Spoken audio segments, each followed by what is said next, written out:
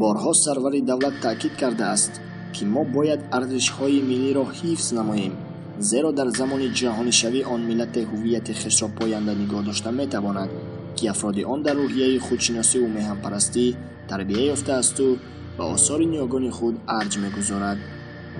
یکی از یادگاری‌های تاریخی تاجیکان اجنتپه به شمار می‌رود که سال 1959 باستانشناس زیمل آن را در حدود حاضره در ناحیه کوشانیان 15 کیلومتر دورتر از شهر باختر ولایت ختلان کشف کرده است.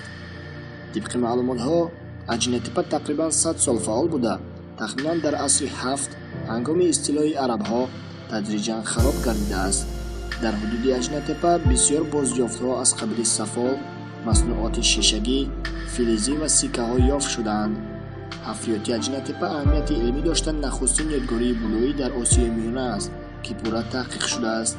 مجسمه‌ای بوده که درازیش 12 متر و 85 سانتی متر بوده، در شکل یک پهلو خوابیده و حالا در آثارخانه تاریخی کشور جایگیر است. محض در همین مکان در یکی از راهروها پیدا شده است.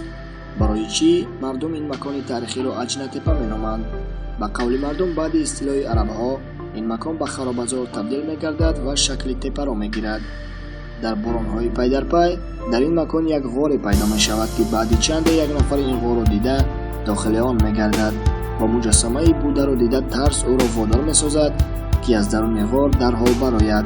وقتی این مرد از درون غار می‌براید و این واقعه را به دیگران می‌رساند و مردم فکر می‌کنند که مجسمه دیده او اجنه بوده است.